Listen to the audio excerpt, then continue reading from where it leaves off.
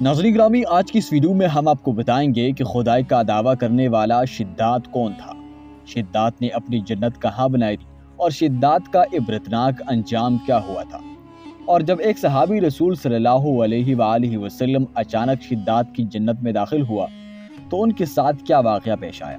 تو آج کی یہ معلوماتی ویڈیو آخر تک لازمی دیکھیے۔ تو ناظرین، آپ دیکھ رہی ہے اسلامی معلومات سے بھرپور یوٹیوب چینل اٹس ڈسکوری۔ آپ سے گزارش ہے کہ اگر ابھی تک آپ نے چینل کو سبسکرائب نہیں کیا تو چینل کو سبسکرائب کر کے ساتھ موجود بیل آئیکن کو بھی پریس کر دیں تاکہ ہر طرح کے معلوماتی ویڈیوز آپ کو بر وقت ملتی رہے۔ ناظرین گرامی، شداد نے اپنے بھائی شدید کے بعد سلطنت کی رونق و کمال کو عروج تک پہنچایا۔ دنیا کے کئی بادشاہ اس کے باج گزار تھے۔ اس دور میں کسی بادشاہ میں اتنی جرأت و طاقت نہیں تھی کہ اس کا مقابلہ کر سکے۔ اس تسلط اور غلبے نے اس کو اتنا مغرور اور متکبر کر دیا کہ اس نے خدائی کا دعویٰ کر دیا۔ اس وقت کے علماء اور صالحین نے جو سابقہ انبیاء کے علوم کے وارث تھے اسے سمجھایا اور اللہ کے عذاب سے ڈرایا تو وہ کہنے لگا، جو حکومت اور دولت اور عزت اس کو اب حاصل ہے، اس سے زیادہ اللہ تعالیٰ کی عبادت کرنے سے کیا حاصل ہوگا۔ جب کوئی شخص کسی کی خدمت اور اطاعت کرتا ہے یا تو عزت اور منصب کی ترقی کے لیے کرتا ہے یا پھر دولت کے لیے کرتا ہے، مجھے تو یہ سب حاصل ہے، مجھے کیا ضرورت کہ میں کسی کی عبادت کروں۔ حضرت ہود علیہ السلام نے بھی اسے سمجھانے کی کوشش کی لیکن بے سود رہا۔ سمجھانے والوں نے یہ بھی کہا کہ حکومت و دولت ایک فانی چیز ہے، جبکہ اللہ تعالیٰ کی اطاعت میں اخروی نجات اور جنت کا حصول ہے، جو دنیا کے ہر دولت سے بہتر اور زیادہ قیمتی ہے۔ اس نے پوچھا، یہ جنت کیسی ہوتی ہے؟ اس کی تعریف اور خوبی بتاؤ۔ نصیحت کرنے والوں نے جنت کی وہ صفات جو انبیاء کرام کی تعلیمات کے ذریعے ان کو معلوم ہوئی تھی اس کے سامنے بیان کی، تو اس نے کہا، مجھے اس جنت کی ضرورت نہیں، ایسی جنت تو میں خود دنیا میں ہی بنا سکتا ہوں۔ چنانچہ اس نے اپنے افسروں میں سے 100 معتبر افراد کو بلایا، ہر ایک کو 1000 آدمیوں پر مقرر کیا اور تعمیر کے سلسلے میں ان سب کو اپنا نقطۂ نظر اور پسند سمجھا دی۔ اس کے بعد پوری دنیا میں اس کام کے ماہرین کو عدن بھیجوانے کا حکم دیا گیا۔ اس کے علاوہ اپنے قلمروں میں سب حکمرانوں کو یہ حکم دیا کہ سونے چاندی کی کانوں سے اینٹیں بنوا کر بھیجے اور کوہ عدن کے متصل ایک مربع شہر جنت جو 10 کوس چوڑا اور 10 کوس لمبا ہو بنانے کا حکم دیا۔ اس کی بنیادی اتنی گہری کھدوائی کہ پانی کے قریب پہنچا دی، پھر ان بنیادوں کو سنگ سلیمانی سے بھروا دیا۔ جب بنیادی بھر کر زمین کے برابر ہو گئی تو ان پر سونے چاندی کی اینٹوں کی دیواریں چنوا دی گئی۔ ان دیواروں کی بلندی اس زمانے کے گز کے حساب سے 100 گز مقرر کی گئی۔ جب سورج نکلتا تو اس کی چمک سے دیواروں پر نگاہ نہیں ٹھہرتی تھی۔ یوں شہر کی 4 دیواری بنائی گئی۔ اس کے بعد 4 دیواری کے اندر 1000 محل تعمیر کیے گئے۔ ہر محل 1000 ستونوں والا تھا اور ہر ستون کو جواہرات سے بنایا گیا تھا۔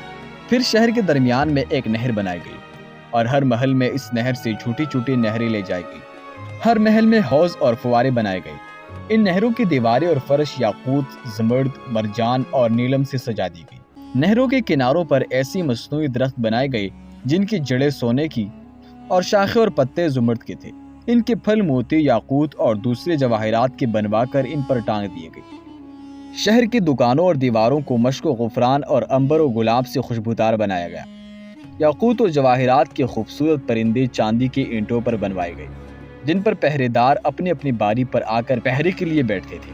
جب تعمیر مکمل ہو گئی تو حکم دیا کہ سارے شہر میں ریشم کے قالین بچھا دیے جائے۔ پھر نہروں میں سے کسی کے اندر میٹھا پانی، کسی میں شراب، کسی میں دودھ اور کسی میں شہد و شربت جاری کر دیا گیا۔ بازاروں اور دکانوں کو بہترین پردوں سے آراستہ کر دیا گیا اور ہر پیشہ ہنر والے کو حکم ہوا کہ اپنے اپنے کاموں میں مشغول ہو جائے، اور یہ کہ اس شہر کے تمام باسیوں کے لیے ہر وقت ہر قسم کے پھل میوے پہنچایا کرے۔ 12 سال کی مدت میں جب یہ شہر اس سجاوٹ کے ساتھ تیار ہو گیا تو تمام امراء اور ارکان دولت کو حکم دیا کہ سب اسی میں آباد ہو جائے۔ پھر شداد خود اپنے لاؤ لشکر کے ہمراہ انتہائی تکبر اور غرور کے ساتھ اس شہر کی طرف روانہ ہوا۔ بعض علماء اور مصلحین کو بھی ساتھ لیا اور پوری راستے میں ان کا مذاق اڑاتے ہوئے ان سے کہتا، ایسی جنت کے لیے تم مجھے کسی اور کے آگے جھکنے اور ذلیل ہونے کا کہہ رہے تھے، میری قدرت و دولت تم نے دیکھ لی۔ جب قریب پہنچا تو تمام شہر والے اس کے استقبال کے لیے شہر کے دروازے کے باہر آ گئے اور اس پر زر و جواہر نچھاور کرنے لگے۔ اسی ناز و ادا سے چلتے ہوئے جب شہر کے دروازے پر پہنچا تو روایت ہے کہ ابھی اس کے گھوڑے کے رکاب سے ایک پاؤں نکال کر دروازے کی چوکھٹ پر رکھا ہی تھا تو اس نے وہاں پہلے سے ایک اجنبی شخص کو کھڑے ہوئے دیکھا۔ اس نے پوچھا کہ تو کون ہے؟ اس نے کہا میں ملک الموت ہوں۔ پوچھا کیوں آئے ہو؟ اس نے کہا تیری جان لینے۔ شداد نے کہا مجھ کو اتنی مہلت دے کہ میں اپنی بنائی ہوئی جنت کو دیکھ لوں۔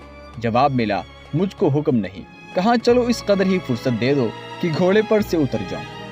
جواب ملا کہ اس کی بھی اجازت نہیں۔ چنانچہ ابھی شداد کا ایک پاؤں رکاب میں اور دوسرا چوکھٹ پر تھا کہ ملک الموت نے اس کی روح قبض کر لی۔ پھر حضرت جبرائیل علیہ السلام نے بڑے زور سے ایک ہولناک چیخ ماری کہ اسی وقت تمام شہر اپنے عالیشان سجاوٹوں کے ساتھ ایسی زمین میں سمایا کہ اس کا نام و نشان تک باقی نہ رہا۔ قرآن پاک میں اس کا ذکر اس طرح ہوا ہے، وہ بڑے ستونوں والے ارم کے شہری تھے اور شہروں میں سے اس شہر کی مانند کوئی شہر شاندار نہ تھا۔ معتبر تفاسیر میں لکھا ہے کہ بادشاہ اور اس کے لشکر کے ہلاک ہو جانے کے بعد وہ شہر بھی لوگوں کے نگاہوں سے اوجھل کر دیا گیا، مگر کبھی کبھی رات کے وقت عدن اور اس کے ارد گرد کے لوگوں کو اس کی کچھ روشنی اور جھلک نظر آتی تھی۔ یہ روشنی اس شہر کی دیواروں کی ہوتی تھی۔ حضرت عبداللہ بن قلابہ رضی اللہ عنہ جو صحابی ہے اتفاق سے ادھر کو چلے گئے۔ اچانک آپ کا ایک اونٹ بھاگ گیا۔ آپ اس کو تلاش کرتے کرتے اس شہر کے پاس پہنچ گئے۔ جب اس کے میناروں اور دیواروں پر نظر پڑی تو آپ بے ہوش ہو کر گر پڑے۔ جب سوچ آیا تو کہنے لگے کہ اس شہر کی صورتحال تو ویسی ہے جیسے نبی کریم صلی اللہ علیہ وآلہ وسلم نے ہم سے شداد کی جنت کے بارے میں بیان فرمائی تھی۔ یہ میں خواب دیکھ رہا ہوں یا اس کا حقیقت سے بھی کوئی تعلق ہے؟ ناظرین ویڈیو آپ کو کیسی لگی اس حوالے سے کمنٹ سیکشن میں ہمیں اپنے آراء سے ضرور آگاہ کیجیے۔ چینل کو سبسکرائب کر دے اور ساتھ موجود بیل آئیکن کو بھی پریس کر دے۔